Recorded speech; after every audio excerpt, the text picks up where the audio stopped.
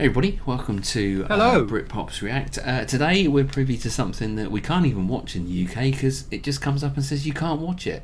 So that's why we've had to do some weird stuff to be able to watch it. This is Joe Bob's drive-in totals for Cemetery Man, the last drive-in. So it's on a YouTube channel called Shudder. Obviously, clearly it's called The Last Drive-In. And this is an episode from the 17th of August 2024 of... Yeah, we don't really know what to expect here. So if you've watched it before, then you know we have got no idea at this point in time. And that's normally what happens when we get a request from this man. He does have a knack of sending us all over the place. We never know where we're going to land or what we're going to see. But today, thanks Thomas R for sending us over to check out The Last Drive-In with Joe Bob Briggs, an American variety television series created by Joe Bob Briggs. Bizarre. Yeah. All right, mate. He looks crazy before I've even pressed the play button, to be fair. Hello. All right. So, yeah, I've no idea. Let's see where we go. Hey, is the actual title of this film, and do you know why it's not called Delamore in America? No idea. Because nobody would go to it if it was called Delamore in America. But that's Italian for of death, of love, or about death and about love. Oh, okay. Very appropriate. So Delamore, or Cemetery Man, is the sensitive story of a cynical wastrel. Cynical wastrel. Rupert Everett is, in my opinion, Darcy, a cynical wastrel. A cynical wastrel, can't argue. A cynical wastrel and his brain-deficient, fat, monstrous sidekick. Let's not body shame or mental health shame, please. Oh, here we go. You're right. Thank you. Cemetery Man is the sensitive story of a cynical wastrel and his corpulent, special needs, nonverbal... He's not nonverbal, though.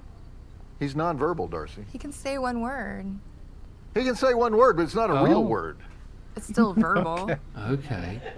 A cynical wastrel and his corpulent, special needs, grunting, half-verbal sidekick who work at an Italian cemetery where the corpses all come back to life after 7 days underground and have to be debrained, which is a fairly easy job until the hottest woman in Italy comes to the cemetery to bury her husband, and the cynical wastrel gets obsessed with her, has sex with her on the husband's grave, and arouses the wrath of her dead hubby, leading to a chain reaction of death, sex, more sex, increasing varieties of sex after death, gunplay, head removal, nonverbal affection for a removed head, mass carnal carnage, extreme mental health issues, and how would you describe this movie, Darcy? I wouldn't. It can't be described, right? Maybe batshit crazy. Batshit craziness from Italy, that's right. Okay. They reversed the normal formula for an Italian horror movie in that they loved it in Italy and they hated it everywhere else. Usually it's the opposite, until later years when it became known as the Last Giallo, the end of the Giallo era in Italy, 1994. And that was pretty accurate. Italy has been pretty much a horror wasteland ever since then. So let's look at those drive-in totals and get started. We have 27 dead bodies, 27 undead bodies, 6 breasts, multiple gunshots to the head, 1 grieving horny widow, decayed shroud sniffing, ignis fatuus. You know what ignis fatuus is, Darcy? Those flickering lights in the swamp? Spoken like a true South Carolina girl, yes. Anywhere you have decaying organic matter and moisture, you get this stuff called ignis fatuus. I'm surprised I've never seen it before in a horror flick. Aardvarking on a fresh grave, 1 cross through the cranium, grave digging, projectile vomiting, 1 motorcycle from beyond the grave, skull reassembly for no apparent reason, shoulder munching, head butting, iron vase face evisceration, penile phobia, 1 unlikely cure for penile phobia, 1 voluntary chemical castration, multiple murder sprees, 1 reanimated disembodied head, gratuitous inner monologuing, gratuitous lute playing, head rolls twice. In other words, 1 head rolls, but it rolls twice.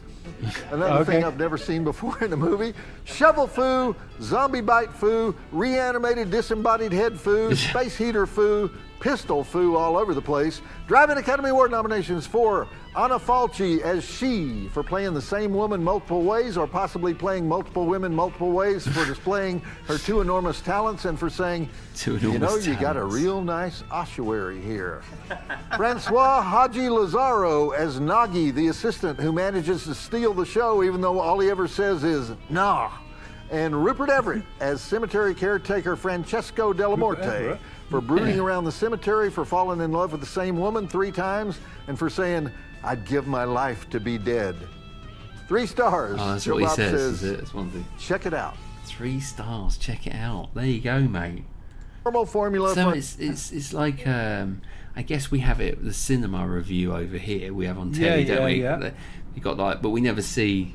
We only see like a voiceover and a clips of the movies and stuff. So this is obviously his driving stats of what he sees in the movie, and they have a little chat about it. Interesting, funny little setup. Totally different. Cemetery Man. You gonna go off and watch that one? Is that interest well, you? I just checked out Cemetery Man. Rupert Everett was indeed in it. 1994.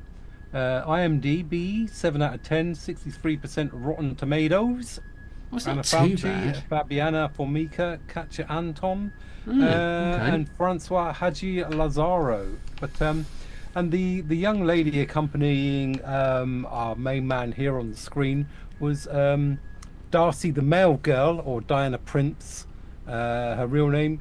So she sort of co-hosted it with him, doing sort of viewer shout outs and reviews as well. So interesting sort of premise, I guess. But interesting.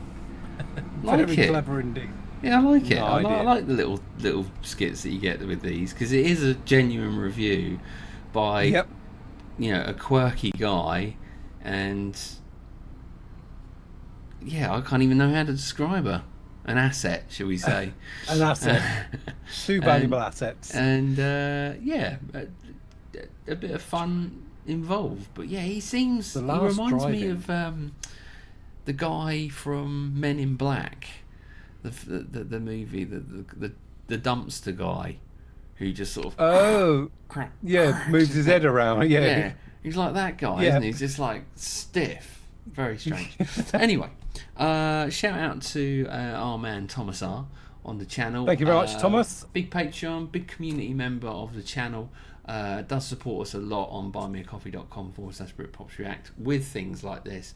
It's fun, it's different, it's what us Brits enjoy watching, something completely different. Indeed it is. So again, thank you, Thomas, for taking the time to go over and share that with the rest of us. Thank you once again. Good job. We will be back tomorrow for another reaction. Until then, it's goodbye from me. Goodbye from him. Ciao Bella. Bye. Bye.